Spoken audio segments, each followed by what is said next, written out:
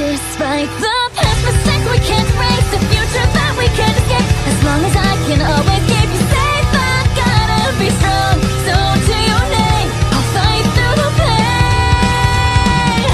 This world can beat me down 100 times, but until the light I'll always rise. Always flower so pure, right up to the end, until it blooms a bright red. Hello everyone, welcome to another recording session of the Retro Warriors. I'm the Retro Warrior leader of the group, just VA, but players, whatever the heck you want to call me. And today we're back doing more retro reviewing, but as usual, I'm not alone. I got cohorts, so I'll let them introduce themselves. Second in command has of chaos. Second in command has of chaos, and the researcher of the Retro Warriors, and apparently the brains of the operation. And yes, I'm a mad scientist. And I am the chosen wild card goddess. And If my you drag on your intro, I'm never going to do another review. Fine, I'm Crossy, Mac and cheese enthusiast and wild card. Ruin the fun, why don't you? That's kind of a... Hello, guys, you know me as Lady Zamasu, but now I am Lady in the Multiverse. I am the quote-unquote goddess of the retro group. So, let's see. Normally, I guess Justin's feeling like a little bit cranky at the moment, so I'm just gonna just jump into it. So today, I'll explain the thing. I don't mind. Okay. Yeah, I'm not Greg. I just kind of just want to get this done. Anyway. Fair enough. So for those who don't know what this is about, we just basically gather a show that's good old times that hasn't been heard about, and from the old times to somewhat recent to like 2010 or so. And then we just kind of watch it, binge it, take notes, review it, and bring it to you guys and talk about it. Today we're watching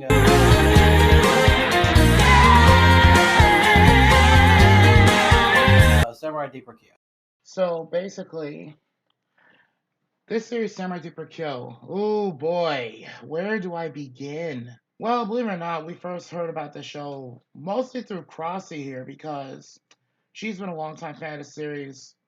And this aired back in 2002 on TV Tokyo, but the dub was aired a good deal later in 2006. So it on the movie channel, sadly. Pretty much. And it centers around a bounty hunter named Yuya Shina, and who's searching for the man who killed her brother. And also centers on a medicine man who was revealed to be a former deadly samurai known as Kyoshiro Mibu, or who also apparently went by the name of Demon Ice Kyo. One thing to note about this series is that you will find some very recognizable VAs throughout this series when you watch. For I am known as the bounty hunter of the Tokai Road, Yuya Shina. Receive my love! Enjoying the night air. Does that satisfy your curiosity? Dark Magician Girl, the Dragon Knight! Attack! Sorry about that. Couldn't see you over there creeping around in the shadows. You're not hurt, are you? Whatever you do, don't give up, Serenity. I'm here for you, and I know you can do this. I'm gonna be your guardian angel, way up here in the rafters. Maybe you won't notice it right away, but they're there, but that's not the main point of this. This is known as one of the last major samurai-themed anime in the 2000s, sad as it is. But the thing was, there are some drastic differences between the manga and the anime with this series. The manga was still ongoing around the time the series was first aired. And basically with how the plot progresses, more and more secrets about both Kyoshiro Mibu, the medicine man, or should I say former samurai, and Demon Ice Kyo, his his evil-ish counterpart, is basically revealed throughout and also with not just that, but also basically travel companions who will not only help uncover the secrets, but stop basically various antagonists from, trying to take over the world, basically. So in any case, let's just get right into it with the characters real quick. So first up on our list is Demon Ice Kyo. He's basically the main protagonist, legendary samurai to battle Sekigahara, noted by his demonic red eyes. Basically, now here's a drastic difference to note in the anime and manga. In the anime, he had red hair and red eyes. But in the manga, he had black hair. So there's a big difference right there. But of course, he loves killing his enemies and basically loves to ridicule his opponents. Also known for his extreme bloodlust in battle. So, guys, your first initial thoughts on Demonized Kill, real quick? Samurai Yami Yugi? I can't argue that. The sap for those for context, the guy who voices Kyo is the same guy who voices Yamayugi, aka Damn Motherfucking Great. Mm. Thoughts about him though, he's interesting. Not much what I expect throughout the adventure, but my usual opinions usually change about characters quickly. That's fair. Like I kind of like how he was once an antagonist, then he comes to his own as an anti-hero and then to a protagonist. Well, Like at the end of the series. I guess it was So kind of yeah, an anti-hero from anti-hero. start to finish, if you think about it. Mm. Zammy, your thoughts on Demonized Kill? I simped for him real hard. Respect. Popped up on screen for a second. I knew I would like him. Oh yeah. I mean, understandable from what I could tell, because you made him husband number one within literally 5 seconds of seeing a man on screen. 5 seconds. Oh God. The best way to sum up Kill, honestly, he's definitely a savage. I see. Then it was Ieyasu's order to kill Muramasa. And if it were, what would you do then? Not a damn thing. That's right. Now you can be servant number 1, and he'll be number 2. This man does not give a fuck. Cut the crap. What the hell makes you think I need the help of any of you guys in the first place? Usually it's the servants who obey the master. The best way I can sum up how I feel about at this character as a whole at the start, he's definitely someone to look out for. He's definitely one of the rare but not unheard of, like I guess you want to say uncommon, like not just an anti-hero but just a straight up like killer and protagonist, which is again kind of a rarity unless you watch shit like Code Geass like I have. Like I said, it's more of an uncommon trope, but you know what? It actually fits with the series, and I can roll with it. Fair warning, there's an extensive list of characters from the manga, and there will be some back and forth comparisons with the anime and mangas, just for some forewarning, guys. Because mainly, there's a lot more detail with the anime than the manga, sadly. Well, not the anime, but there's more anime, like, there's more detail with the manga than the anime, I should say. But mainly because, again, the manga is ongoing, and I'm gonna be honest, I'm just gonna say this real quick. The anime, like, the manga puts the anime to utter shame. I gotta say it. Alright, so next up on the list, Kyoshiro Mibu. He is a former assassin of the Mibu clan, which will be revealed, like at least halfway through the story, if I remember correctly. He basically became a medicine man following the bloody battle of Sekigahara. And basically, he's extremely caring and fun-loving to a degree. And his main goal is to just protect others. And now here's one of the things you need to hear. This is directly from the manga only that was revealed. He's one of 4 generals of the Red Cross Knights that served the Crimson King and the Mibu clan. We'll get into that more on that later. But he apparently did what Kami did in Dragon Ball and split his consciousness in 2 in an attempt to basically become strong at the same time, also satisfy requests on his ex-lover Sakuya. So, your thoughts on Kyoshiro? I mean, I know he didn't have too many appearances past episode 4, but I want y'all's honest opinion on it. I have one simple answer to this, Oh. and that is boobs. Those boobs are mine! Thank goodness. I got the medicine I've been looking for. A very special concoction which makes your breasts bigger simply by rubbing it on. Yeah, I'm gonna be honest. He actually literally said in the anime, when Yuya was being held captive, he said, "Those boobs are mine." And the only thing he could do was just sit there and go, "Huh?" I don't really have much thoughts on her, really, because she didn't feel much attention to. We're talking about Kyoshiro, dude. Kyoshiro. I thought we were talking about the boob. I thought we were talking about the boob. Well, she's next on the list. She's next on the list. Well, I'll stand by my statement about her, but Kyoshiro, I got nothing to say because, let's be honest, he was just there for the comic relief a bit while Kyo was just doing all the work. Pretty much, I mean. But without, like, it's Yu-Gi-Oh, but instead of Yugi leading this entire shit, it's just Yami. There's no Yugi, just Yami. Just him. If you want the whole how they would act their rhymes, just imagine Yu-Gi-Oh if it wasn't written by 4 kids and actually written by Adult Swim or some shit. And if it was a samurai anime, and there you go. Like, let's be fair. Like, this series, there's gonna be a lot of back and forth with, like I said, there's gonna be a lot of back and forth with the anime and manga, but also some references here and there about 4 kids in Yu-Gi-Oh because the VAs. But yeah, like I said, next on the list, anyone else's thoughts on Kyoshiro real quick? Because Crossy, I don't think you say anything about him yet.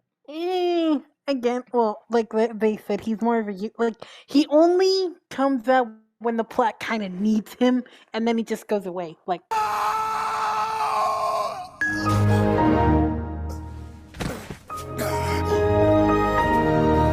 I mean, to be fair, Kyoshiro, like, the thing is, though, initially he's this, like, this cinnamon roll type of dude. And then when you find out what he's really capable of, and it makes you question everything. Because he's clearly more than what he seems. But yeah, I think it's enough about Kyoshiro. Like, let's move on to Yuya Shina.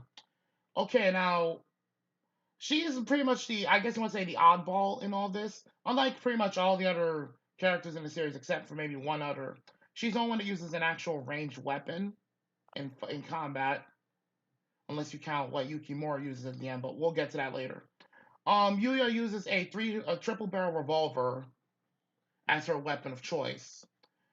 And initially was a bounty hunter to, hunt down demonized Kyo for a massive reward, and also get revenge on her brother, which was her primary goal. But over time, she develops feelings for Kyo, basically.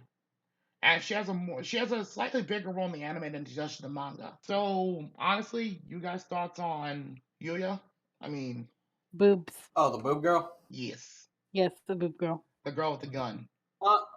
Honestly, like I said a few minutes earlier, I was more focused about the characters around her and stuff, or that were just along with Kyo and the others. But with her, no. Sad to say, no. Like, I got nothing for her. Like, I can literally look through my memories and I could just, like, I don't know why. It's just like somebody just took a MS Paint eraser and just erase her out or just cut her out. And you wouldn't give a fuck. The show. Yeah. Like, I know she's probably has importance or some shit like that, but my brain is just like, you don't give her really much to work with or much screen time to give, so... Yeah. Like, she's just there for leverage. Well, yeah, except until the final arc where she's actually more useful, ironically enough. Keyword final arc. That does not help. Yeah, but to be fair, that was because, again, I point out how she developed feelings for Kyo. And while Kyo was being a tsundere about it, he kind of developed, like, he kind of felt something for her, too. Now that I think about it, oh my god, Kyo is basically Hatsuharu. Only he's Black Haru. Fuck. Anyways, Zammy, your thoughts on Yuya? She gives me a damsel in distress vibe, to be honest. That's fair. Yep. Yeah. But other than that, the more like that I look back at the anime, she's actually a badass normal chick. Like, everybody else has special powers, but in the beginning, before, all the friggin' sword shit started, she's just a normal kick-ass woman. She's a very capable fighter without any special powers. Yeah, I mean, not to mention she did technically take down one of the upper rank Mibu clan fighters by herself, despite the fact that she was horribly outgunned. Again, like, if you're wondering why we're talking about the Mibu clan here and there, there's a reason for it. Because, again, a lot of shit ties into demonized Kyo and Kyoshiro's past. And Kyoshiro being a member of the Mibu clan, you're going to hear that a lot. In fact, for the last 2 arcs of the series, I might as well turn that into a drinking game. Every time Mibu clan is mentioned throughout the anime, take a shot. No! Now, Mibu clan, Jimmy Shinsho. Well, no, here's the thing. Jimmy Shinsho wasn't mentioned anywhere near as many times. But that's not here nor there. Okay. Okay, so next one on the list. Yukimura Sanada. Oh boy, this was husband number 3 for Zammy, all right. How little tidbits to say about Yukimura just because Justin called bullshit on this. But the man, despite his looks, is actually 37 years old. Again, he looks like my age, and I'm 26, so I want to keep that factor in mind. But yeah, He just does not look it. I know. I don't blame you. This is one of those stupid anime aesthetics that people do where they draw the characters way older than they look when they're actually young, or when there's someone that's very young and they're very old. For example, Jotaro Kujo from Stardust Crusaders. Looks old as fuck, right, in part 3, but he's only 17. I know. He looks like he was 25. But yeah, I see your point. They make him a himbo. That's what we call a himbo, ladies and gentlemen. No. Himbo does not work for him because himbo refers to big buff dude, but that's also a dumbass. Jotaro is not a dumbass. Himbo refers to someone who doesn't have intelligence but has the beauty and the body for it. Like Jotaro is not that. Kyojuro. Sadly, Kyojuro is kind of a himbo, but not entirely. Okay, so back on track for a moment. Yukimura, the best way to sum him up, while he's he seems very kind-hearted, be forewarned, the man can be kind of manipulative, but usually for the right reasons. If Ieyasu is murdered, we will most certainly go to war. And then maybe, just maybe, I'd have a shot at being Shogun. Toyotomi's story had a happy ending, but your ambition might lead you down a different path. At least I finally know why you were using me, Yukimura. His main goal is to ultimately free Japan, basically, and unite it under his family's rule, which is somewhat admirable at the same time questionable. He's usually very casual, but when he's pissed off, run. He's one of those types that basically is a trope, is the old saying, demons run when a gentle person goes to war. In fact, he commands an entire clan of ninja under his belt. On top of that, this is only mentioned in the manga for record, but the reason why Yukimura has beef with with some of the clans in Japan was because one of the clans in particular was responsible for the death of his girlfriend several years ago. And to this day, he still mourns her death. In fact, the sword he uses, or then the weapon he used at the end of the series, the sword he uses was the same one his girlfriend gave him. And he has a kind of on and off rival with Demonized Kyo, so his skills are almost as good as his, at least. But yeah, his ultimate goal was to free Japan from the Illuminati-like control of the Mibu clan. So yeah, your thoughts on Yukimura? I still question how he looks 30 but isn't. I mean, how he's 30 but he isn't, or he doesn't look it. But I digress. He's an interesting character. Not what I expected when I first saw him. I thought he was just gonna be, how would I put this? That main casual antagonist or rival to the protagonist, you know what I mean? And he kind of did that trope well enough. Yeah. Not as, it's not as cheesy or as most as other ones, for example, like Yaomi Kaiba again. Sorry for Yu-Gi-Oh! Comparison, but when you get 4 kids actors in there, that's all I'm going to compare it with. Don't judge me. That rivalry would just always be nonstop. This one wasn't as bad as most as that. It was but actually being consistent. It was being consistent, but this one it wasn't as bad. It was all over the place, but with good reason. Yeah. Yukimura's main goal wasn't fighting Demonized Kyo. It was to help his clan, and he admitted point blank that he's selfish about that. The one thing to note about Yukimura is that unlike most samurai warlords, he treats his mercenaries and his assassins like family, which is why they're so loyal to him. That was all an ingenious deception. Lord Yukimura needed to gain the Mibu's trust. Wait, so everything you did was part of some strategy to trick the Mibu? Yes, that's right. It was the only way, Sasuke. I had to get the last Muramasa. I don't believe you! And I thought you had actually betrayed everyone, including me. Mm-hmm. Honestly, this is my thoughts on Yukimura. I'm just going to try and sum up as quickly as possible. I think he's just basically someone who literally has not much else to live for other than his clan, because given what happened to his girlfriend, apparently in the manga, and I think it was briefly mentioned in the anime, Like, given what happened to his girlfriend, I think he's like still hurting from that. Like, obviously, he's kind of still hurting from that, but also, at least he found something else worth fighting for, so to speak. But yeah, I feel at least a little bad for the guy. I mean, granted, yeah, he's kind of a manipulative shit sometimes, but again, he's usually doing it for the right reasons. See, I Mhm. would give regrets for that, but at the same time, there could be worse ways to change a person. True. Death of a girlfriend, yes, that could affect someone greatly, especially to someone that's close to them. But I feel like if you're gonna go that route, I feel like I'm not saying not every character could be written like that. No, it's just from my personal experience with anime and manga and tropes and cartoon shows, and I'm pretty sure everyone in this VC could agree. When somebody's lost someone that close to you, I feel like the character that's built from that would have more of a different emotional expressions than he did it in the show. You know what I mean? I think, yeah, but some people have a very, like, interesting ways of coping, I guess you want to say. I understand, and agree with the coping, but that's not what I mean. Like how the coping. I just feel like I felt like how do I put this? It's hard to explain, but and a way to put this is like I just feel like he probably would have had something more of a personal grudge, way more against some like pure boiling hatred with some things or against the world or something like that. But he just has this calm, sometimes a bit of a calm, cocky demeanor. A bit in a way, Yeah, I mean, you're not wrong. He is a bit cocky, but yeah, again, like like, I do see the hate and things like that for Kyo and the clans and all, but not as I kind of thought or expected. You know what I mean? oh, right. I almost forgot to mention this because this is also for the benefit of the audience here.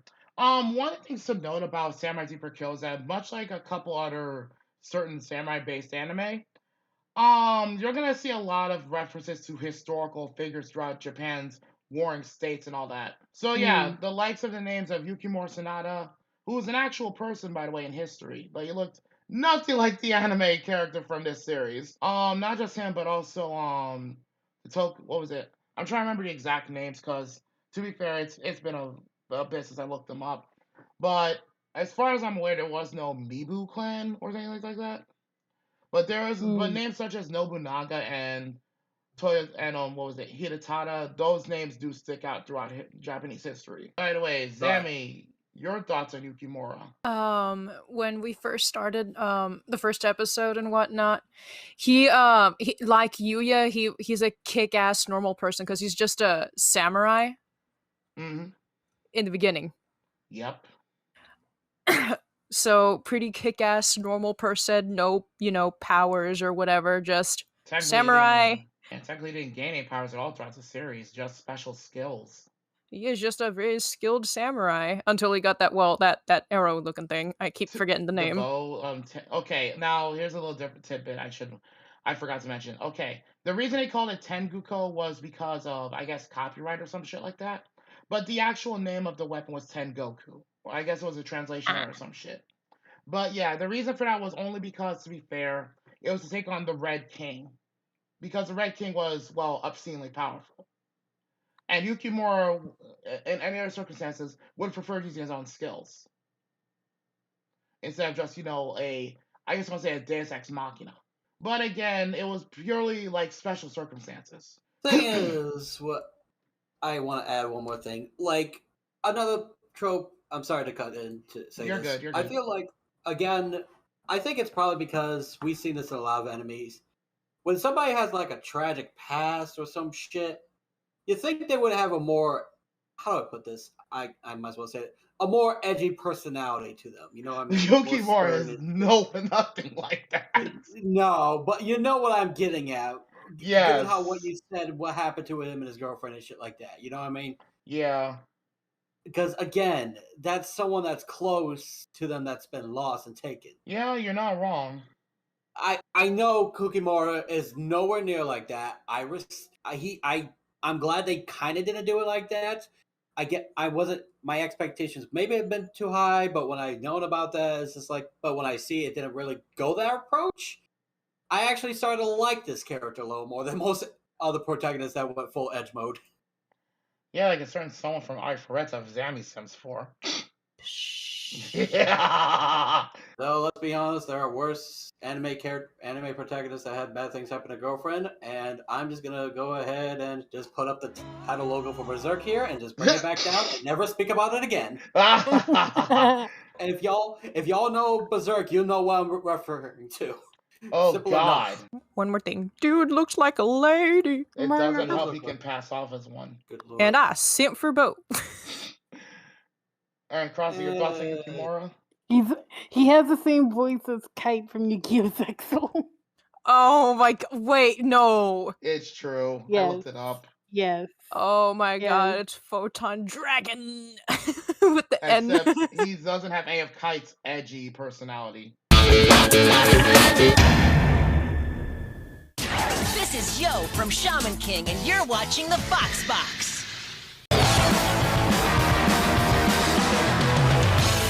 Alright, so next one on the list. Okay, this one was one of the ninja under Yukimura's command. Sasuke Saratobi. There isn't too much explored about his backstory, unfortunately. Other than that, he was one of the major supporting characters in the last 2.5 arcs of the series. Point blank, he is a ninja who serves under the Juyushi. And believe it or not, despite being only 12 years old, he's one of the strongest members under Yukimura's command. He has a weirdly friendly rival with Benitora. We'll get to him in a moment. And grew up alongside his best friend, Kotaro, in the Sea of Trees. Well, but if you're looking up the Japanese name, it's Aokigahara, but again, translations and such. Now, what's important about this location is the fact that this Sea of Trees is a dangerous forest filled with, well, very hostile enemies. And he survived there when he was only a kid. So, also one other thing to note, he also gained one of the true Muramasa blades, the Shibien, which originally belonged to, surprise, Kyoshiro Mibu. So it was you. I heard you calling to me. Come here. I'll let you fight as much as you want.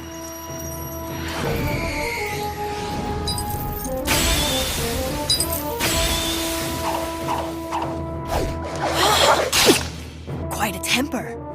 I see how eager you are to strike. This is a literal murder weapon. The note about Shibien, this weapon will compel you to kill and will not be put away until it has tasted blood.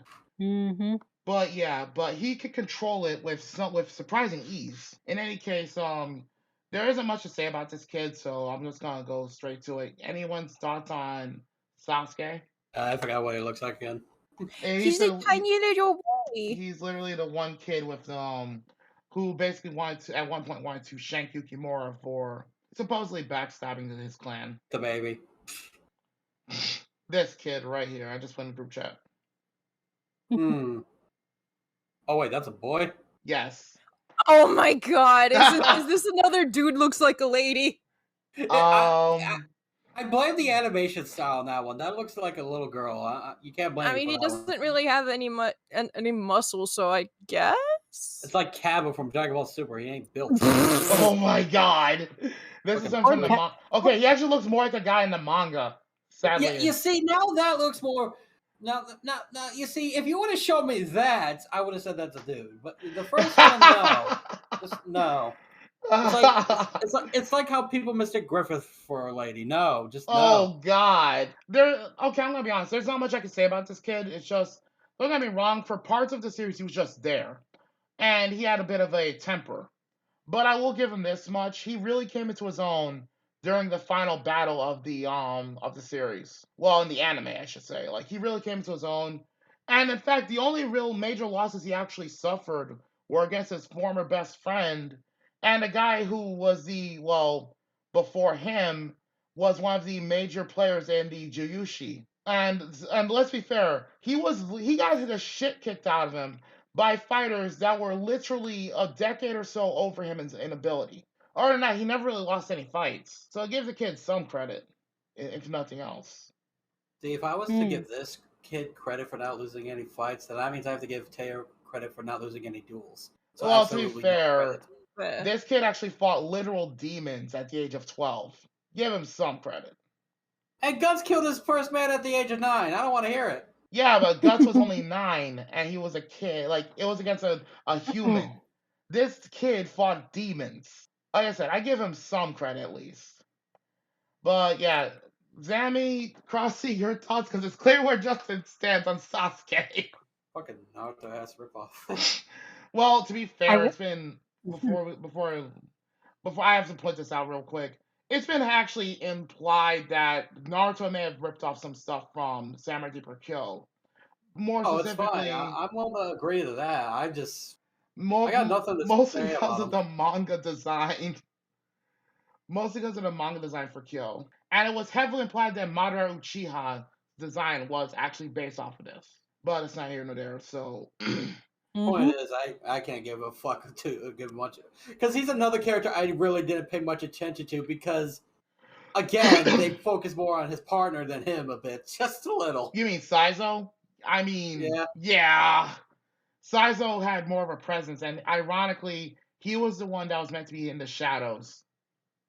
Yeah, they focused up more than on Saizo than that little shrimp right there. No offense. Though incidentally, Sasuke is actually a fair bit stronger than Saizo. He is the best boy. How dare you, sir? It's true, though. I will punt that kid as a football if I need to. Jesus Christ. You know what? Fucking... And the fact he was voiced by the VA for Guts says a lot. Fucking kick that little child. Anyways, Zammy, Justin, Crossy, your thoughts? Precious baby boy that needs to be protected. I don't think he's gonna take much protection. He'll only when he's with a woman.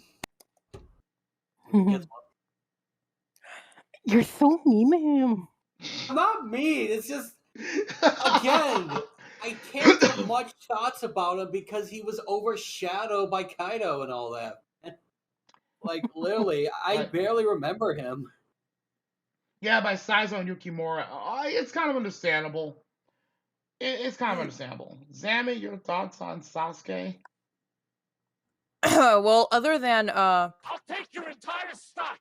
I would like to promote this guy and just you are now my child. Congratulations. Another disappointment in my family. Lovely. Wow. Ooh. Okay, next one on the list, and this, I'm gonna be honest with you. This one is considered one of the most hated characters in the entire series throughout a good chunk of the fandom. Sakuya. Basically, she's Kyoshiro Mibu's ex-girlfriend. It's been known to be extremely clumsy. She's a shaman, and it's been debated very heavily throughout the entire series, like throughout the fan base, whether or not she's a Mary Sue. Considering her looks, her strength, admiration, and etc. received from many characters in the series. I'm gonna be honest. I'm just gonna say my thoughts on Sakuya real quick. She useless. A useless anime character. Where have I heard this before? Princess Peach. What'd you say, Crossy? Princess Peach. The sad part is she's more of a damsel in distress than even Yuya ever was. That's embarrassing. Bruh, okay, it's that Twilight girl. Oh my god. Yes. Oh my fucking Excuse me. Uh-oh. I think just about to go scream his head off real quick. Even Lord Sayamanosuke cannot handle what is about to come. There is very little time left. I have told you all I can. Miss Yuya, it is imperative that you return to Kyo's side at all costs. Do something! She just sits there and watches. She does nothing. Am I dead yet? I'm gonna be honest. My initial thoughts of her, like when I first watched this upon like over a year ago, I'm like, okay, so is she of any real importance or any note whatsoever? To my disappointment, she was just there. Like the only thing she was good at was giving predictions of what would happen. Like she's essentially a plot device and nothing more. That's my honest opinion of her. How do I put this? She embodies the more useless parts of Taya from Yu-Gi-Oh! I gotta say it. Unfortunately, he's right. Sadly, Taya's done more than her. In Ooh. fact, at the end of the series, she insisted that Kyoshiro and Kyo. Now, keep in mind, I mentioned earlier that Kyoshiro split his consciousness between himself and demonized Kyo. Sakuya wanted to force those two back to the same body because she felt they were meant to be that way. However, Yulia, and this is what raised my respect for a bit here. She said, "No, that ain't fair because they've lived separate lives. You can't just force them back there just because you feel like it." You see, this is why Yulia is literally a better character than Sakuya, in my honest opinion. Your thoughts on Sakuya, guys? Because I already said my piece. He just wants that double dick. Come on, do something. I think our collective opinion says it all. She's no, she don't. She just nope. She's gone. Bye, bitch. Moving on to the next one. Oh boy. Please do. All right. Lady Okuni, aka Izumo no Ikuni. She's a femme fatale who is an informant. She's a femme fatale informant who, I'm gonna be honest, she simps for Kyo. Demonize Kyo. He is so terrifying, cold-hearted, and cruel. A supreme being existing solely to destroy. He was so beautiful. Bitch, me too! She's ironically one of the Junie Shinsho, one of Kyo's enemies, but she is more willing to help Kyo than help the Junie Shinsho. Literally considered the #1 informant in all of Japan, and knows many of Kyo and Sakuya's secrets. Along with God knows how many other people. She has her info. So, in other words, she's actually more useful, just not in a fight. That's fair. Means knowledge is power. That's all I gotta say about this. Joe. Well, I know. Damn it. Your thoughts, Justin, because I can tell you wanted to say something. I forgot what I was gonna say because of Crossy's G.I. Joe joke. Who are we talking about again? Lady Okuni. Was she useful at all? She was the informant. Don't sound important. Moving on. To be fair, she's the reason why they were able to get as far as they did.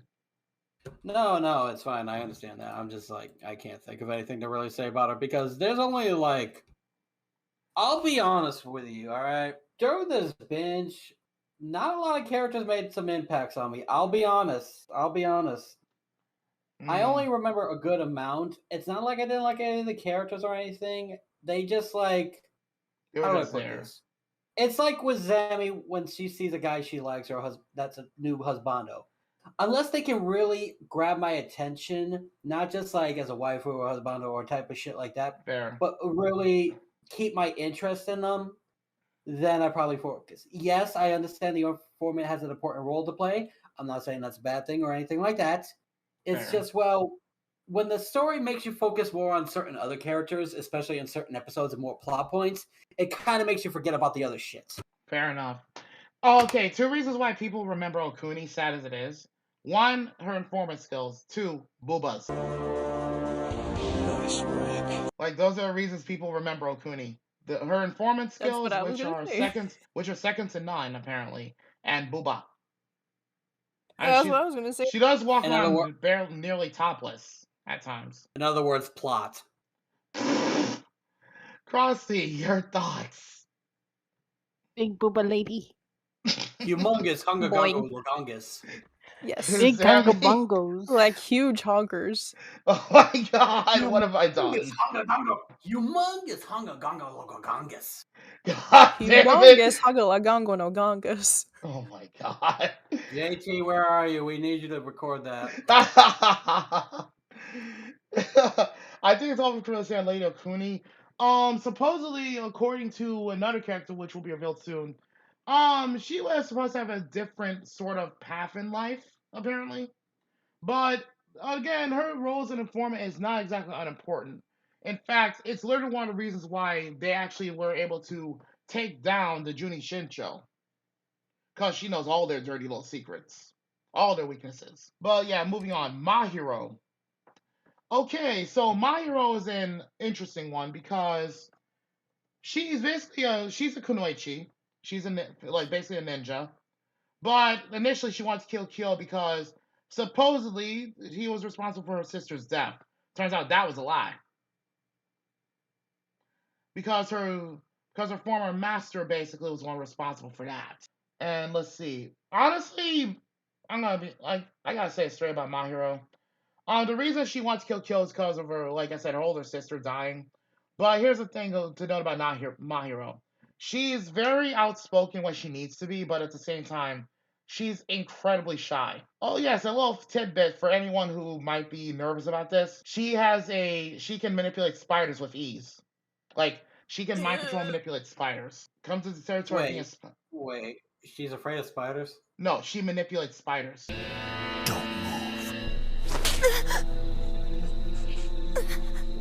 Kyo.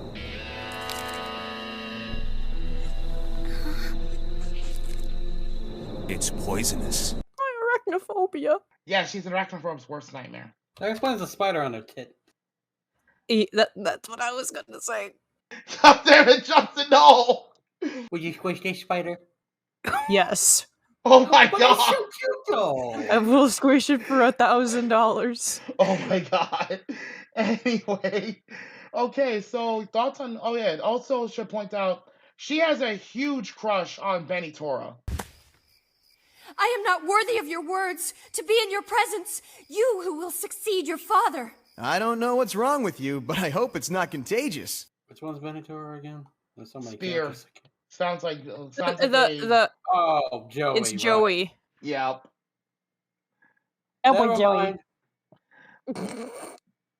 Alright, so thoughts on Mahiro real quick?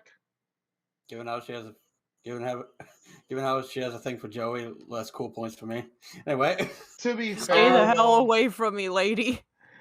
The thing is, initially she kind of despised Kyo and Yuya, but she actually turns herself around fairly quick once she finds out the truth about what happened to her sister. Like, once she finds out the truth, she's actually a pretty agreeable person, which is honestly pretty chill for, like, at least she knows when she's in the wrong, and she can, she's not, like, being a bitch about it. So she actually gets some points from me for that. She matures very quickly. That I will agree with. Alright, Zammy, your thoughts on Mahiro? Stay away from me, lady. My Hero Academia.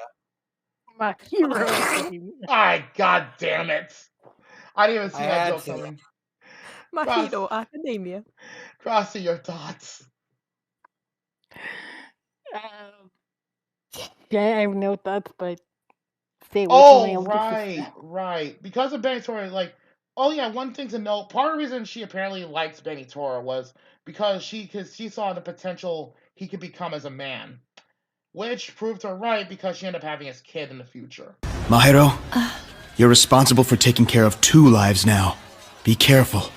So that's what he meant when he said 2 lives. Yep. Yeah, he knocked her up. So yeah, I think that's all we can really say about Mahiro. I mean, she did have a fair amount of presence in the series. I'll give her that. And she was actually helpful when it counted.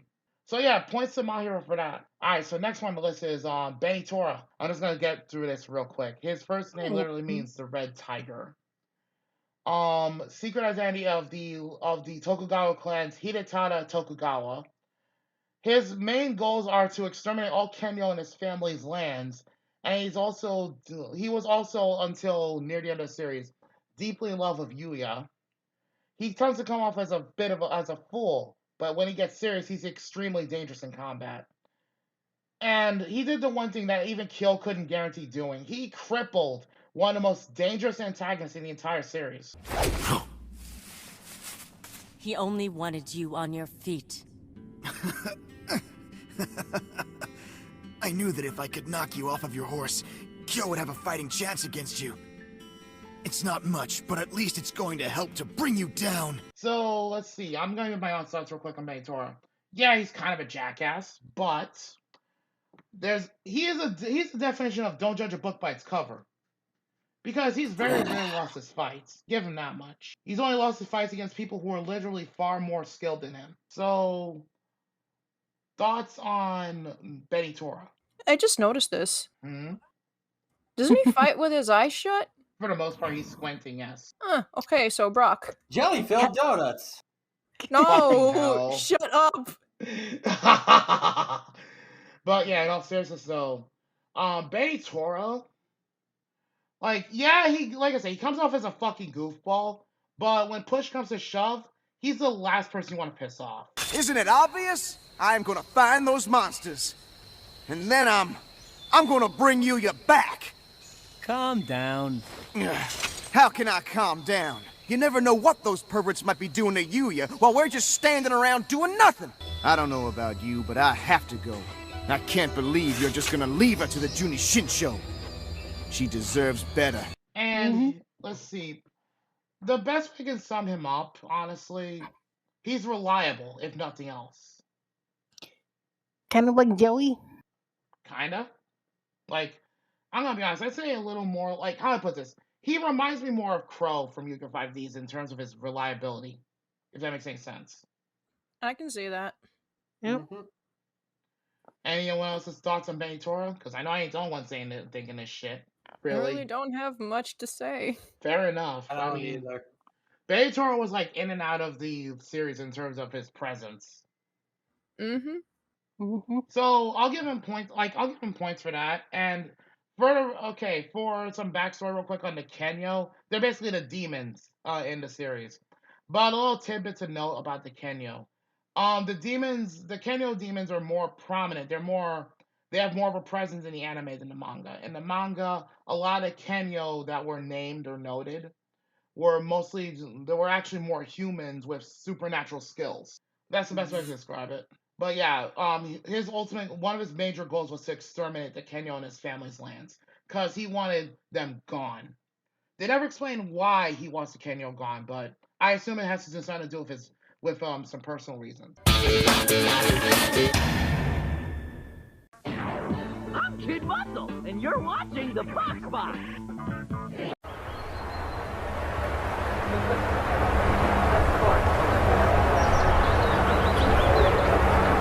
Alright, next one on the list. Megaria. Oh boy.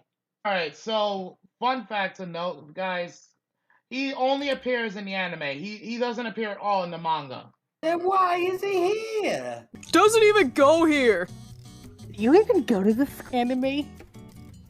No, but I have really cool 2 eyes. Different color. Okay, go home. That's why I'm gonna say to Ragnar the Blood Edge then, because he has 2 different color eyes. Okay, so Megaria's major goals to apparently to basically fix the course of history, because according to Megaria, who is, believe it or not, he's actually a psychic. So one thing to know, he's basically a psychic who can see into multiple timelines. He can see the true timeline, everything. To make a long story short, his ultimate goals are to stop the Mibu clan, stop Nobunaga, and undo the chaos that caused history to spiral out of control. As a time patroller, you'll prevent history from being... Which he eventually managed to do. Notable is that he uses an arm cannon that's powered by his own soul. And if I remember correctly, Zam, you compared that to Ryuji from Yakuza Dead Souls. Yeah, his freaking gun reminds me of it. I'm sorry, but it just does. You're not wrong to say that, actually. And to make a long story short of Megaria, I remember, like, Zammy, didn't you say he looks like the literal love child of Dante and Lady? Yes. Yes, that was another comment I made. And he was your number 4 husbando. Look, he's nice, he looks good, but his voice actor is gross. If he could just shut the fuck up for, like, the entire series and not speak a word, then yeah. Or he was been voiced by a different VA, I assume? Yeah, it's just like, I can't stand his English voice actor. I am Sergeant Sosuke Sagura of Mithril's Tactical Division from the West Pacific Fleet flagship Tuatha De Danann. Let me give you a little lesson on the basics. Once a Soul Reaper reaches the level of Captain, he then has the ability to control the size of his Zanpakuto. They have to. Because if they didn't, they'd all be swinging around swords the size of skyscrapers. You should never judge your opponent by the size of his Zanpakuto. Oh, you know. Well, thank goodness I'm out there risking my life to keep you all informed. Communication's a two-way street, pal. But even a bastard like me can spot true evil when he sees it. True evil are those who use the weak for their own gain. I get what I'm saying. It's like the voice of Kaiba would have been a better choice for Megaria. Give him like a fucking Meta Knight accent. That's better. Just like, please get rid of this. Give me some time and I'll do it. Fuck it. Oh my god. Anyways, initial thoughts of Megaria, like when he first appeared. Because when he first appears, he's wrecking the utter shit out of several samurai who were trying to start a fight with him. Just completely and utterly wrecking their shit. So initial thoughts from that. That just made him like me. That just made me like him even more. But again, he needs to shut his mouth. Then there was also one particular scene throughout the series later on. Hey, shh! We don't talk about that. I mean, I'll give Megaria this much. He is pretty, like, he's very straightforward. He don't give a fuck about, like, you know, side quests or any of that shit. He just wants to get to the goal and be done. He just wants to do it for justice, for Mexico. I wouldn't go that Also, far, but... for the Meta Knight, just for the Meta Knight comment. Anyway. Justin, your thoughts on Megaria? I've had a few choice things to say about Megaria since he first appeared. Really? I got nothing. Really? What? No, I got nothing. Nada? Zelch? He's okay. Like, I was impressed with what he's able to do and stuff, but otherwise, nothing. Yeah, I'm gonna be honest. I kind of agree to a point. His backstory could have been done better. I'm gonna be honest. Again, it's a character that didn't attract my attention much. Fair enough. He attracted mine, especially as we moved. Well, he attracted your fucking vagina. All right, so next up on the list, Nobunaga. Oh boy. Okay, a little tidbit to note, guys. Nobunaga was the main and final antagonist in the anime only. In the manga, he was the second to last main antagonist. And he basically was the main antagonist throughout the Sea of Trees and the Mibu Clan arcs, particularly. His ultimate goals, he's just a typical megalomaniac. Like, he's just essentially a typical megalomaniac. He just wants to control the world. He wants to become a god, basically. And basically his ultimate goal is he just wants power. He just wants power. He just wants to rule over everything. He just wants to cause chaos just because he can. He doesn't give a fuck about anything else. That's him in a nutshell. And it doesn't help he sounds like that fucking prick Panic from Duelist Kingdom of Yu-Gi-Oh! You are beaten. Let's finish this. Look, this is what she means right here. Check out her duelist's glove. Not a starship left. Okay, we're not gonna bring that up anymore, please. I'm just saying. And now here's a little tidbit to note. He's also, like, this was only revealed in the manga outright. He was possessing the body of Yuya's foster brother Shatora. Though Yuya did not know that. Funny. But yeah, that's a little tidbit to note. So any thoughts on Nobunaga? Because I can tell this one's gonna be real quick. Ass. Moving on. You're not wrong. Wait, make Crossy? Mm-hmm. You okay? I'm good. I'm just saying I think he's agreeing with my ass comment. I am agreeing with her ass comment. I'm gonna be honest. He is an arrogant son of a bitch. Like, basically put, he doesn't consider anyone worth, like, the only reason he even bothers with Kyo is because he wants to possess Kyo's body, which is the ultimate, which was apparently the strongest body that could contain his soul. And let's be fair, unless you knock him off his horse, he won't even consider you worth his fucking time. Which Benitora did, by the way. Benitora made a fool out of his ass. So yeah, he was quite triggered by that.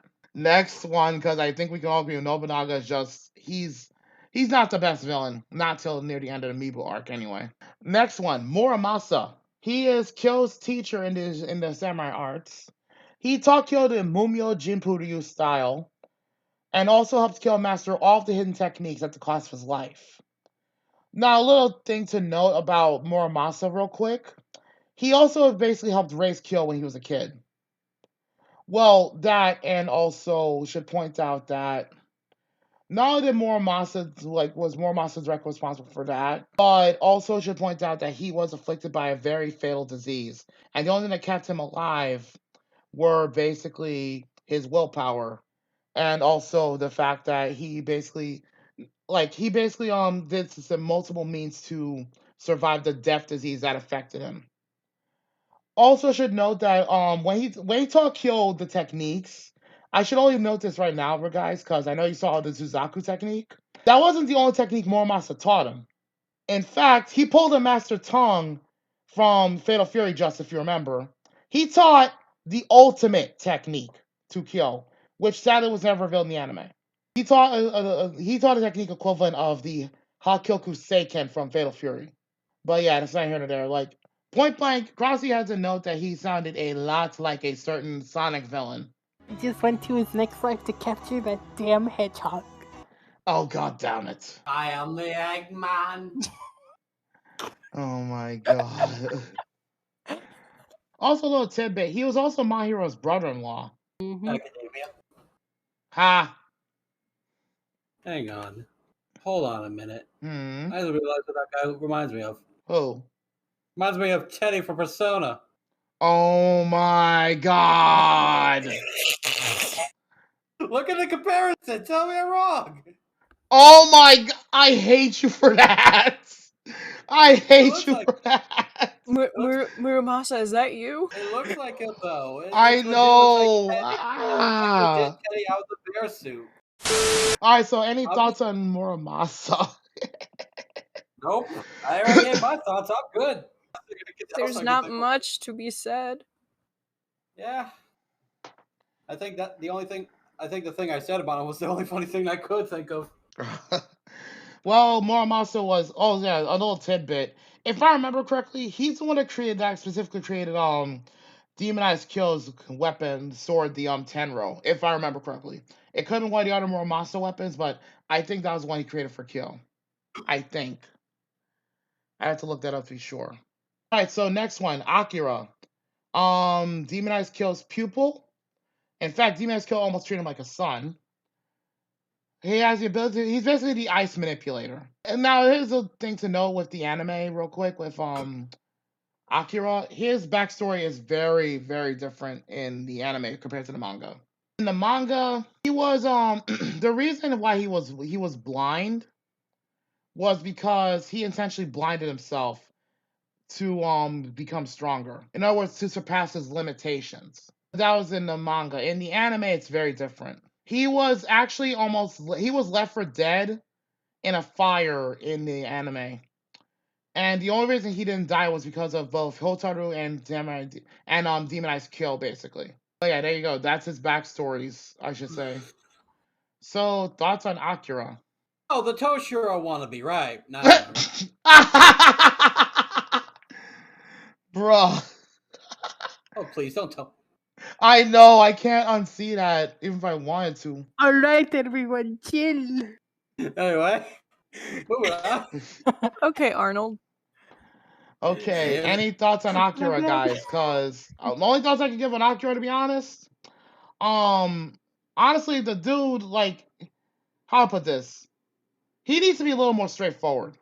Because... Wasted character. Wasted potential. Yeah, wasted potential. I gotta be honest, he is wasted potential. Because he's clearly a character that could have been used better. That's my honest opinion. I mean, this is a guy that can actually compete with the likes of Demonized Kyo. I mean, come on. You guys sit here and tell me you're just gonna let him sit by the side for, like, the majority of the time he's on screen? Really? Like, come on, that's just a fucking waste. So all I can really say is his abilities were interesting, given how, I don't know if they're, from what I can remember, I don't know if there was any other character who had, like, ice abilities and shit. Well, the only one that comes close would be Shinrei, but he manipulated water and more than ice. Yeah, like, or elemental abilities, I should rephrase that. Because, like I said, I don't remember much other characters who has, like, elemental stuff, you know what I mean? Fair enough. Speaking of which I kind of find... Go ahead. I find him unique how he has those type of abilities because I noticed that a lot of these characters have their own. How do I put this? Their own style or shtick Their to own go skill with. set, basically. Exactly. This one's a little interesting. Fair enough. And he is technically a blind swordsman. So, and which is a rarely used trope unless you watch samurai anime. Hmm. So I give him some props for that. Like he's able to fight as good as he is while being blind. Like Oh, he's blind. unlike Venator, who is squinting for the most part, Akira is legitimately blind. See, there's only one anime swordsman that I know is blind, and he can really kick ass. That's the problem. Yeah. Crossy could put this in here if she wants to, but I'm gonna just say this: this man's a dangerous threat, and if he was in the Kyoverse, I think people would be fucked. Oh shit, that's right. I forgot about him. I forgot about August. He's actually blind as well. So hearing Yo, another blind Justin, swordsman, I know this is off yeah. course, but scary thought. What if August gave Akira training? See, here's the thing: he could, depending on what his skill set is. But there's a problem with that. What's that? Human demigod. Do the Fair math. enough. Fair enough. His trainer would probably kill Akira. Exactly. Fair enough. Anyway, carry on. All right. So, any other thoughts on Akira, Crossy, Zami? Nope. Fair enough. Next one. Would have been interesting if we actually saw him more. Then I would have, had more of a thought. Yeah. Well, the series had lasted longer. I feel like aside from that, I want to put an input. I feel like the show's characters haven't really been given much love, especially when we get to introduce new ones and shit. You know what I mean? Yeah, those certain ones I'm glad were offed. Next one on the list, Hotaru, the fire user. And what was it? Zami's husband number 5. Oh my god, I have too many. You're being a snoot.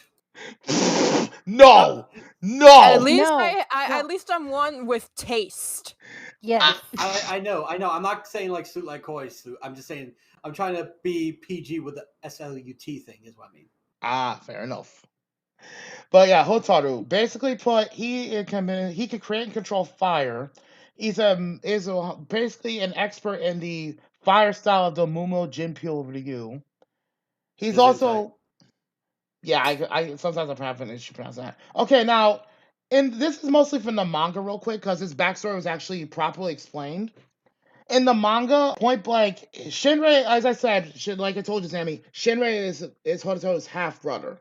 Now, the thing to note is that between him and Shinrei, there was some very bitter rivalry going on mostly because of their father. Because Hotaru, his mom was the concubine of Shinrei's father.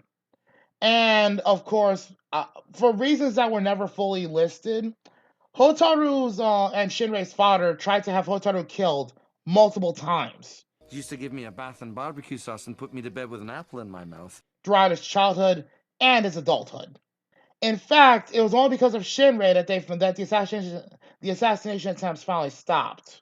Yeah, like Hotaru, their father, I'm gonna say it bluntly, the man's a fucking asshole. That's all that's been mentioned about, considering he tried to off his own kid.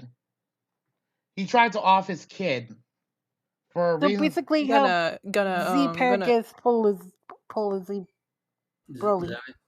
Yes, he's gonna pull a Zeus's father there. I'd say more along the lines of, and I don't usually reference this series at all with good reason, but I'd say more along the lines of Gaara from Naruto, given that his father tried to kill him multiple times. So yeah, there's that. But yeah, like I said, Shinrei intervened in this. And as of the end of the manga, they're both friendly rivals more than anything else, while still being technically brothers. But yeah, Hotaru has got one hell of a chip on his shoulder because of his father. Not that anyone can blame him. So, to make a long story short on all that, he's got his griefs and all that, but he actually does get better. But here's the weird thing, in the anime, he's extremely serious and all that, right? But weirdly enough, in the manga, he's kind of the goofball of the Mibu clan. Hotaru, like, for most of his life was like, he hated Shinrei massively, though it was found out his hatred was manipulated by his father. So there's that. But like I said, eventually they get along and they become proper brothers, so to speak. But yeah, thoughts on Hotaru? I don't think I got much else to say at the moment because. I mean, it's fair. I mean, we didn't get too much of a reveal on his backstory. Like, we didn't get any backstory reveal at all on him in the anime, and the manga doesn't really express it. Like, what little I can find from the manga does express it well enough. But yeah, again, now one little tidbit to note from the manga: he actually joins Kyo's group during the Mibu clan arc, rather than stay loyal to the Mibu like he did in the anime. And he was essentially the comic relief alongside Benny Tora, sort of. But however, he is a fair bit stronger than Benny Tora. And not only that, but Hotaru is a bit of a rebel, so to speak. So there's that. All right, so Zami, Crossy, any thoughts on Hotaru? Burn, baby, burn. Disco Inferno, burn, baby, burn. Weirdly enough, that somewhat fits. I mean, he does have fire abilities. Go ahead, Justin. I don't know. I got nothing. I forgot. Sorry. Budget Rengoku. You know what? That is somewhat acceptable. I mean, he has the skills for it. Why not? Except he can generate actual fire somehow. But Get her to blaze. God damn it. Next one on the list, because I don't think Crossy has anything really to say about Hotaru. Not welcome, you say? Shinrei uses water dragons as part of his offensive style. He's Hotaru's older half brother. And here's the thing. I did mention that he basically was the one who prevented Hotaru from being assassinated by their father multiple times. But also the fact that he uses water dragons and has his own particular skill set that actually makes him more of a threat in multiple ways than roughly a good chunk of the Amiibo clan, actually. For anyone who needs to know who Shinrei basically is, I can find some pictures, whatever, or Crossy will just post some pictures. This motherfucker. Yep. And remember, he uses the water dragon style. Water breathing, first form. I'm gonna be honest. The sad part is, hon, if he were a Demon Slayer character, I'm pretty sure he would have been using a lot of Gyu's techniques. Let's be fair. There we go. I made my jokes. I am ready to move on. Nah. You're not wrong that he is a bit of a reminder to Hanzo and Genji from Overwatch. It's mostly because of the dragons. It's mostly because Fair of the enough. summon. Fair enough. Now the sad part is in the anime when he first runs into Kyo, he basically either breaks even or beats the breaks off of Kyo. But Muramasa completely owned him. Despite being horrifically terminally ill, Muramasa completely owned Shinrei. But give credit where it's due. He did basically, I'll give Shinrei some credit. He is one of the more upper tier characters in the series in terms of overall skills. So much so that Yukimura eventually left Kyo's group to join the Mibu clan temporarily. And one thing to note is that if it weren't for him being taken by surprise, he would have actually been a key factor in defeating Nobunaga near the end of the series. So there's that to consider as well. One thing that can be said about Shinrei, though, he is extremely loyal to the Mibu clan first and foremost. And damn near nothing else, overrides that. Gotta respect loyalty. In fact, now that I think about it, in a number of ways, I just noticed this. Shinrei has a few parallels with Odeon or Merrick, actually. Just a few, though. But it's like I said, it's not like too many. I just feel like I had to note that real quick. But yeah, a lot of thoughts on Shinrei. Oh, wait, this is Zami's Husbando number 5 or 6. I lost count. Okay, well, there's Don't even start naming them. Just give us your thoughts on this motherfucker. It's the white hair. That's it. Okay. She likes silver foxes. All right. Crossy. Yes. Your thoughts on Shinrei? Water wheel. I mean, if he were a Demon Slayer character, I guess. Budget Gyu? Well, to be Yeah. fair, this was long before Demon Slayer was a thing, so technically, Gyu would be Shinrei, but better. If I have better character. I mean, like I said, like he would technically be. Actually, you know what? I just had a horrible thought. Shinrei, if he had if Shinrei were older, like basically, he would have probably been Urokodaki's relative, and we all know how brutal that motherfucker was when he trained Tanjiro. So there's that to think about. Unless I forget, Urokodaki was a water hashira, but that's not here or there. So basically, I think we got through all the major characters at this point, all the notable ones. Because let's be honest, there weren't that many, like, you know, like the list of notable characters throughout the series is pretty fucking extensive if you look at the manga. Like, we're talking at least a good 80 to 100 characters max. Going through them all would have taken forever. I'm gonna be honest. What's this feeling? I don't like this setup, Jack. Don't like it at all. Adultland will return in a moment.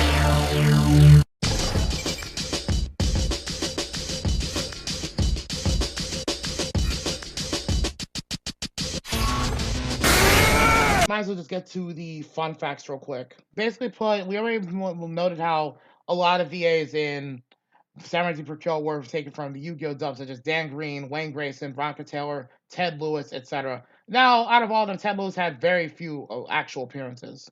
Okay, one thing to note about this anime, and I know I've already said this, but I'm just going to say it bluntly.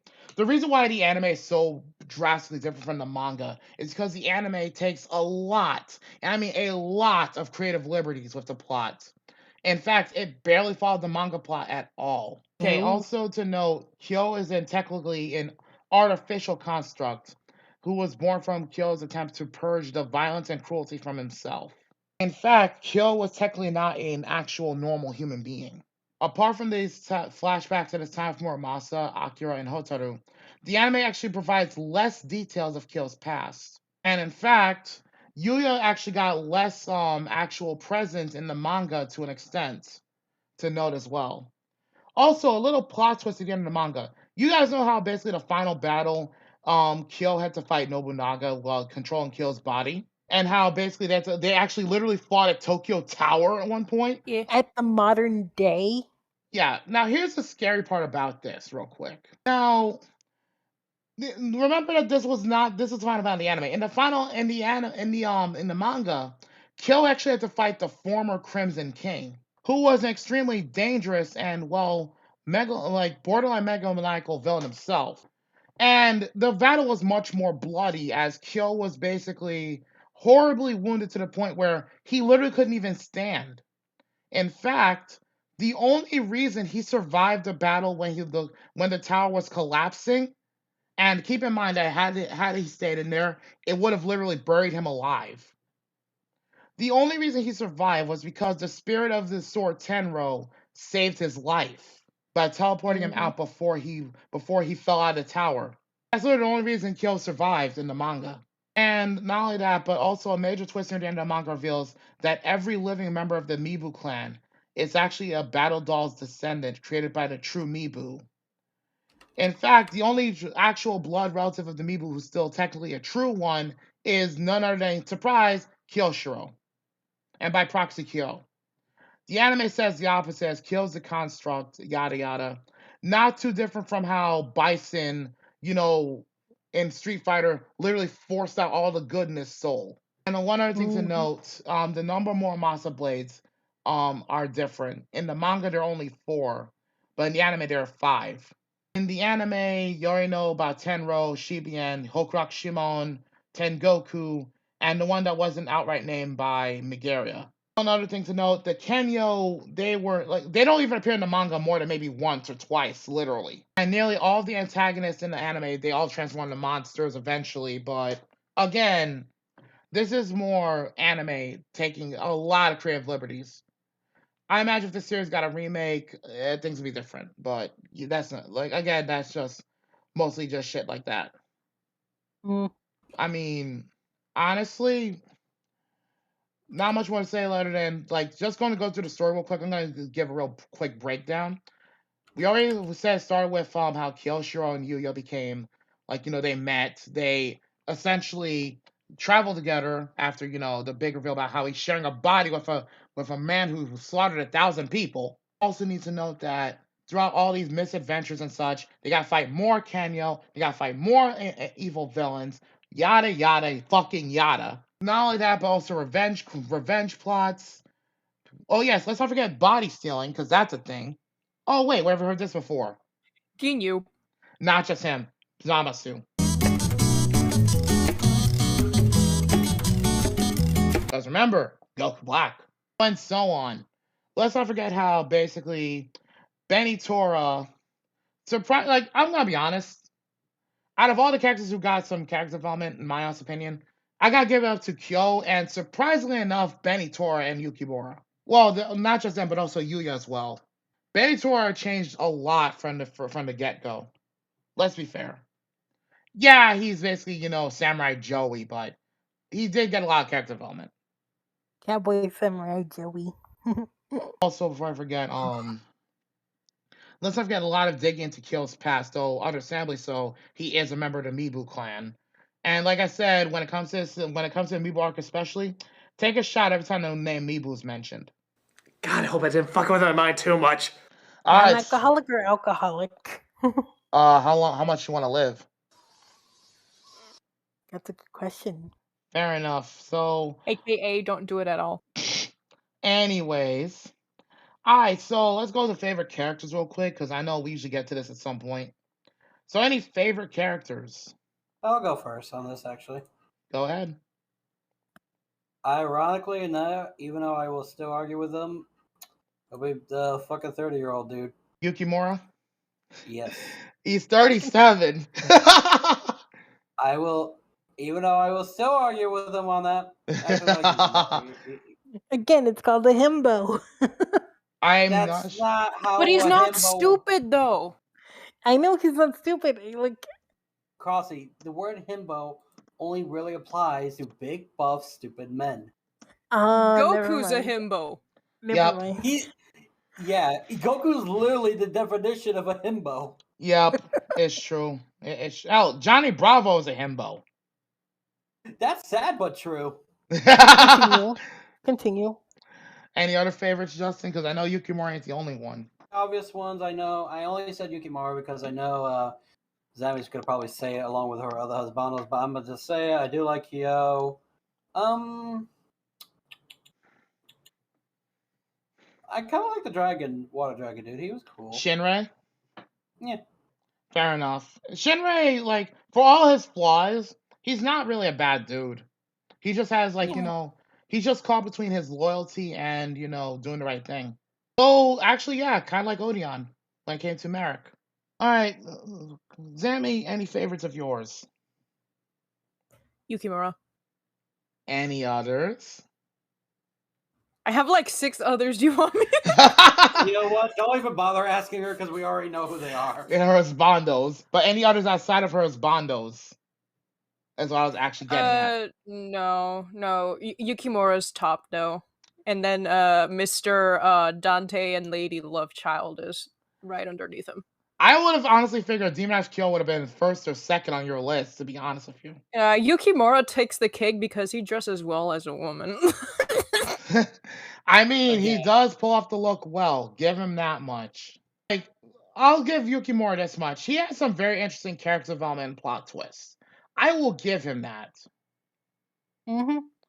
Like, so, actually, Crossy, you know, go ahead. I'm going to let you go next. Yukimura, Sasuke.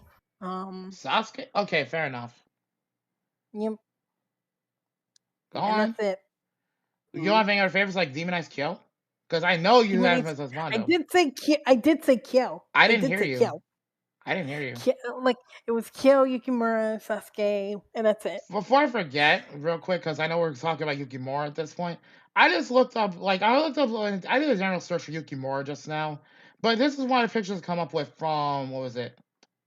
This was one of the ones that came up from the series Sengoku Muso, of what Yukimura's look, apparently. That's somewhat irrelevant, but I just figured I had to put that there. But, like I said, point blank, I'm going to be honest. And as much as I'm pained to admit it, like, favorite characters, no, this is I'm gonna be honest. At the top of the list is Demonize Kyobo with good reason. I think he had a lot more character development than people would think. Cause yeah, he's still pretty gruff and rough around the edges for the entire series. But if you look underneath all that, he actually developed much better as a character than people would think. So he's at the top of my list for me. Second would be Yukimura because again, he has that intelligence. Like he has this. Like let's be fair. He's the reason that he earned my respect was actually because of how technically Yukimura basically remember what I mentioned earlier about how he basically treats his like all of his soldiers and his ninjas as family. That's what I'm getting at. Like that's one reason I respect Yukimura as a character.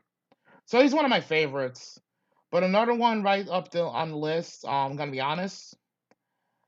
And this was like it's a toss up between Shinrei and Muramasa, believe it or not, because Muramasa literally was the reason Kyo became the badass he is today. That's one reason why I like him as a character. So no, actually, if nothing else, I'm gonna have to give Muramasa one of my favorite spots because again, this is a guy who literally helped shape basically the one of the biggest badasses in the series. That's why he's one of my favorites. And he was an actual he was more of a father to Kyo than his actual father. So there's that. Crossy, I think you listed your favorites, hon. I listed my favorites. So I guess we could go to our least favorites now. Yeah. Oh boy, I've got 5 I don't care for. Probably. I guess that the one we all just consider a fucking asshole. Nobunaga. Fuck that guy. Yeah. That's all I can really think of on the dislike No, list. like Nobunaga. Ugh. Also, that Princess Peach bitch. Wait, you mean Yuya or Sakuya? The one that's like, the one. Sakuya. Yeah, the one that's kind of useless. Danzo with the stress. Ugh. No, Sakuya needs to burn. Why don't you just go sit down and tremble in fear and cry out, save me, like you're supposed to? Like, I don't care and for... we're gonna let it burn. Yeah, I don't care for Sakuya at all. Another, the 2 nurses in the anime, fuck them. They don't, no, they're annoying. They were just straight up annoying. What's wrong? Don't you want to touch my body? As worthless as they are, don't waste your bullets for Kyo. Now that's exactly the kind of thing I want to hear from a man. Yeah! Oh, I'm coming. I'm done here. I fulfilled my purpose. I ain't need to see no more shit down here. Psycho and what was the other bitch? Saisei. Psycho and Saisei can burn. I can't stand them. Like, they were just annoying more than anything else. Like, I just couldn't, deal with them. Like, I just couldn't deal with them. If I had watched this series in the subs version, I imagine it would have been less annoying.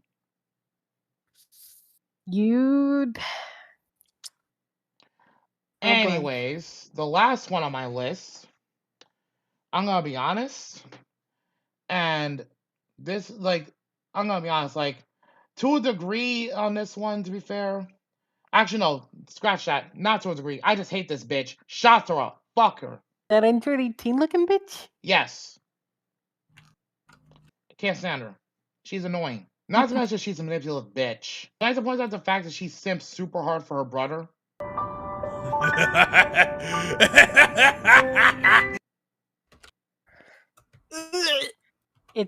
Incest is okay, kids. In Japan. Only if in Alabama. I mean, we did find that out when you played Yakuza at one point, Justin. Yakuza, I love you, but trust me, we all could have done without that shit. But yeah, any least favorites, Zammy? Not any notable ones, but I did hate Wispy Woods and that blonde bitch at the end. I just thought she was like the best female ever, just because she got the bad guy and whatever.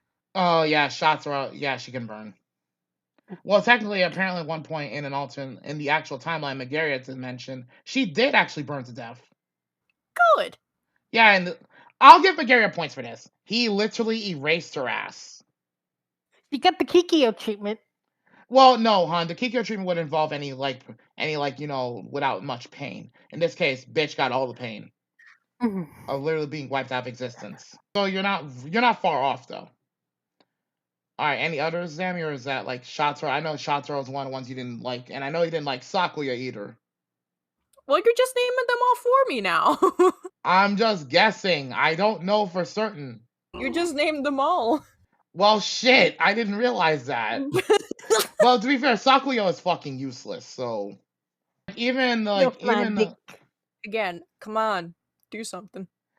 fair enough. Crossy, any least favorites? Dude, you already know. I know you didn't care for that one dude from Benitor's backstory. Yeah. He was literally just a one-off. I don't care for Sakuya either. I think we can all agree nobody likes Sakuya. Nope. Last time we had a collective hatred of a single character was literally Luster Kong. And Uncle Ruckus. I forgot about that. Who's more tolerable, Uncle Ruckus? You know what? Comment section below. Who's more tolerable to y'all, Uncle Ruckus or Bluster Kong? Let me know in the comments. I'd kill them both in a heartbeat. I might as well put up a poll on that bitch too. Fuck it. Going on from that, I think all that's left now, since we got all of our negative characters we hate, is favorite episodes or arcs, basically. Like, depending. I'm gonna be honest.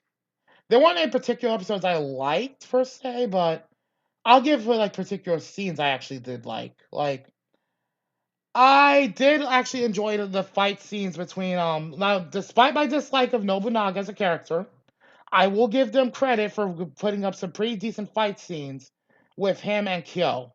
I will give him that. Yes. Like, say what you will about Nobunaga, but he was part of some very impressive fight scenes for the series. I mean, I gotta give props to that. Also, gotta give props to Yukimura for literally yeeting an arrow back at somebody who fired it at him. This is why he was horribly injured. He's like, okay, I'm gonna take this arrow right in the eye, bitch. Return to sender. Yep, and unlike the other dude who used a bow, he's like, nah, I'm gonna throw that bitch. He didn't give a fuck. When Yukimura's pissed off, he does not give a fuck. Let's be fair. So yeah, some of Yukimura's fights are pretty impressive too. Mm-hmm. You know what? The biggest notable one though in my book was him versus his brother. Let's be fair, because yeah, his brother was kind of a dick, but you can't deny the fight scene was pretty good to watch. Any favorite scenes or episodes from you guys? Because I'm just listing some of mine, because that's just how I see it. Yukimura turned into a girl. Fair. That's a number. And the last two episodes because of them epic fight scenes. Yeah, I'll agree with it on the epic last two fight scenes. Yeah, the final battle was actually something to watch. And the sad part is that wasn't even the full potential that could have been brought out from that shit. Because again, in the manga, Kyo learned some much more powerful techniques in the he learned much more powerful techniques in the manga. And in fact, the Suzaku technique was just one of 5 special techniques that could destroy an entire city at maximum power. Crossy, any favorite scenes on your end, real quick? Like any scenes? Probably that fight scene. That fight scene. Fair enough. Oh, right. A little tidbit from the manga, apparently. One ability that was not revealed in the anime, obviously. This was actually the basis for the Ultra Instinct. A technique called Koryu. That is a specific technique to demonize Kill, apparently. But yeah, I think we listed our least favorites, like least favorite characters. Like, okay, any least favorite episodes or arcs or whatever. Hard because there are a few, but at the same time, there wasn't too bad. I wouldn't say the episodes or arcs were too bad. It's most of the characters that we kind of hate that were in them. Yeah, fair enough.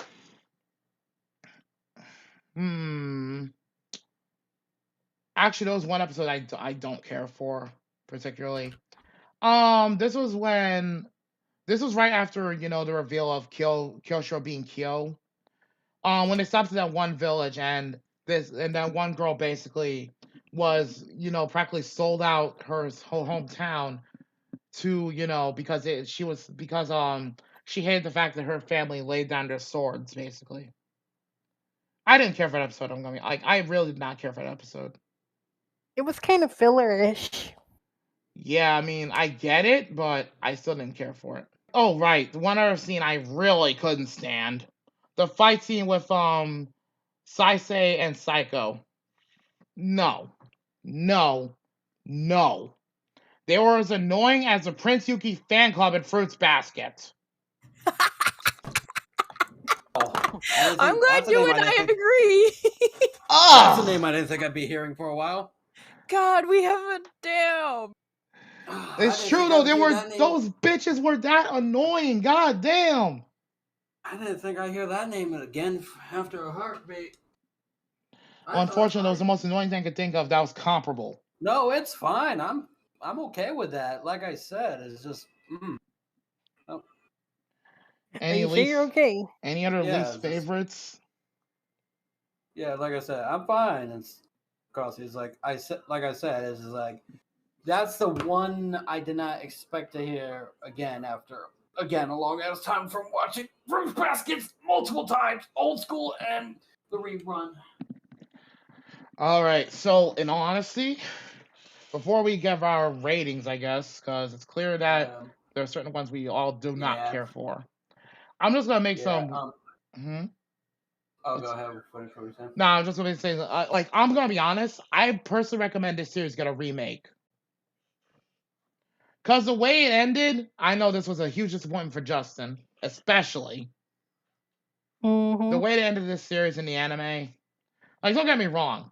I loved how the final battle ended. Nobunaga was sent to hell where he belonged, basically. But there's just not much to work with or go off with after that. But this anime and Chibi Vampire need a reboot. Yeah, but the reason why I'm saying this is because this series could have been way better, in my honest opinion. Don't get me wrong, it's good for its premise, and it's definitely got potential. The problem is it didn't reach anywhere near what it should have been capable of, especially when you go by the manga, which is literally far superior.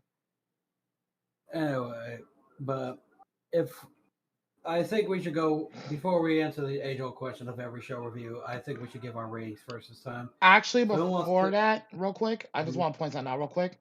Oh my lord! just one thing I want to point out. That's it.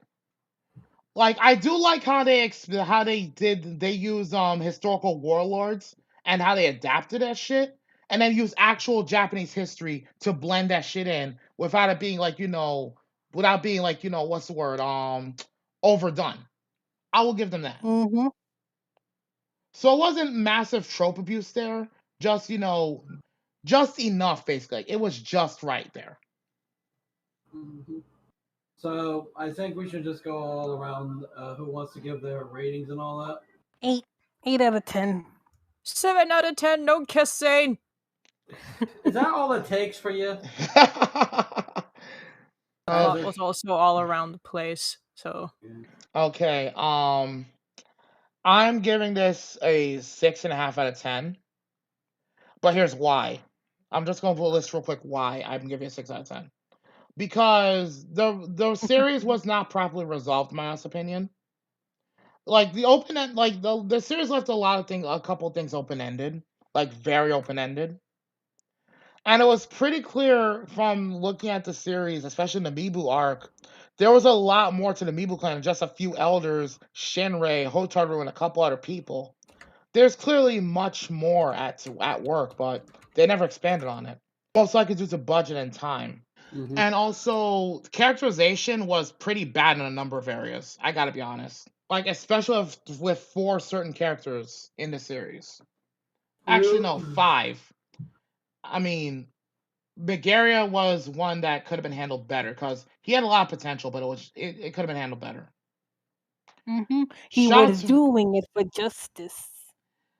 But Megara came off as a really unnecessarily edgy, like, hero of justice kind of thing. Also, they could have fleshed out a lot of characters better, especially some of the supporting characters. Don't get me wrong, Yukimura's character was done well, but it could have been done better. It didn't reach its full potential. Not even close. I'm being nice, giving it a 6.5 out of 10. So, I did have a stern rating that I wanted to give it when we discussed this before our recordings, but after giving it actual more thought and serious thinking and more discussion about it during this review, I'm gonna have to agree with Hazard and give it a 6.5 out of 10. My original review thought was for it was a 7, but given how there were so many things cut out or left unanswered and so many things left off, and I felt unsatisfied with what we had.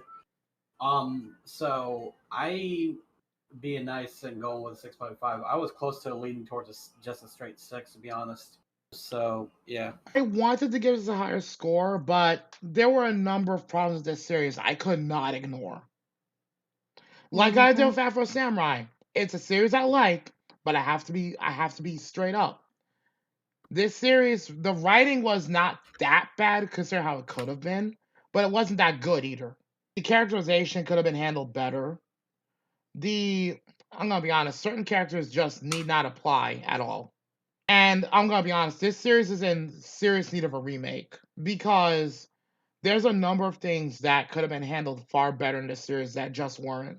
So there you have it. That's my reasoning for why I think personally this series is a remake, like outright needs a remake. And I recommend, but this is just again my opinion. If they're not gonna do like a one that directly follows the manga more closely, at the very least, they could use majority of the manga as a source material, and maybe bits of the anime, like with if people really like Megaria to come back or whatever. But ultimately, this series is in need of a remake. yeah. I love the series, but yeah. Yeah, and that brings us to the final question. Does the series still hold up? It's complicated. I'll be honest to say, I'm sure you guys have different opinions. It's somewhat in the middle, but more leaning towards yes. I'm not saying it's bad or anything. It's just like how I gave it my score. There are some things it could have more, or it could use more. You know what I mean? Like, there are very things that were lacking in this that I feel like it does hold up, like where it holds up, where we could, if we watch it, will it still hold up in 2022?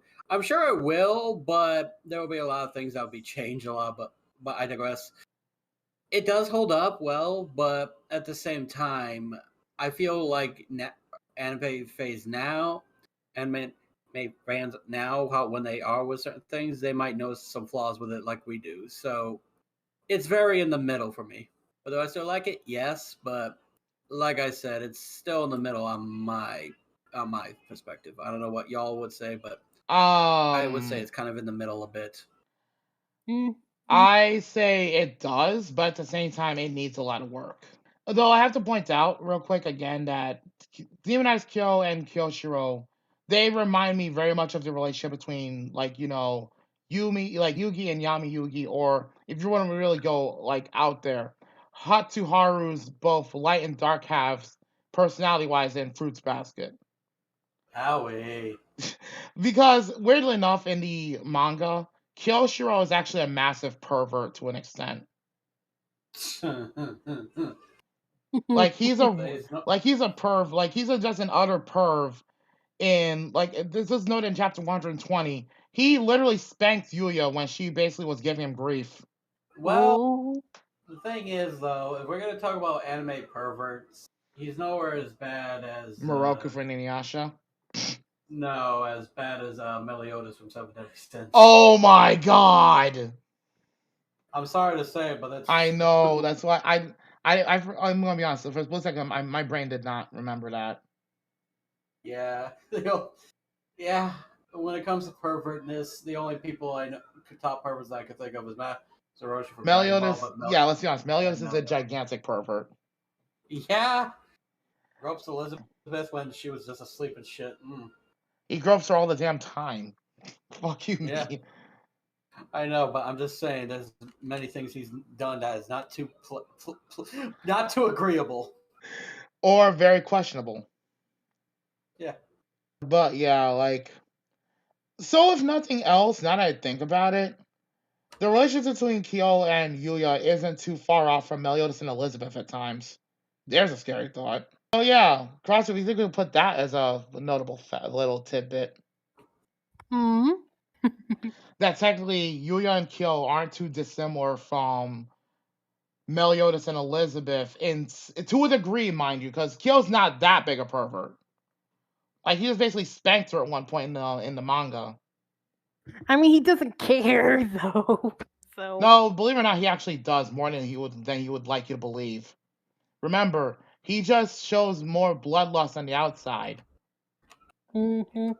Like I said, this is why I say he's one of my favorite characters, because you gotta look real deep underneath, like, all that, like, rage and bloodlust, basically. Mm. This is what I was getting at. Mm-hmm. Yeah. So, Zammy, like, real quick, do you think the series holds up for you, like, at this point in time? I mean, kinda not. Again, they left off at with a whole bunch of questions to be answered. Like, it feels like there's more. You know what I mean? It's just like Yep. there's the feeling that there's more, but we're not receiving it. So, like all of you guys said, it needs a reboot. Seriously needs a reboot. Yeah. Mm-hmm. Normally, I'm against reboots, but in this case, it kind of does need one to redeem itself. Crossy, what do you think? Does it hold up still? It still holds. It's kind of on the middle side for me if it holds up, because I know not a lot of people know the anime, but at the same time, it wouldn't hurt to try. Plus, it kind of deserves a remake, like, to start all over. The thing is, despite all the major differences with the anime and the manga and anime purists in the fandom, it's mostly pretty chill for what I've seen. But when it comes to the anime, people will judge it pretty harshly. I think we've been mild about it. Like, I remember somebody, like, there was one reviewer who said that he, like, after looking at the manga, the anime is practically a dumpster fire. Yeah. Ouch. I mean, I can't fault them. So yeah. So I think for all of us, it's pretty much in the middle at this point. Yeah, it's just like, it's good. I recommend y'all watch it and shit, but at the same time, just don't take our word for it. You guys may have different opinions about it, and that's completely fair and fine. We're all open with that. But yeah, let us know what you guys think of it, if you watched it or not, or if you do start watching it because it is good. Mm-hmm. Because we'd love to hear it. But yeah, I think that's with all that said, we could close the book on Samurai Deepa Kyo. Yep. And with all that, I think we could all go ahead and say our outros and all that. So get to it.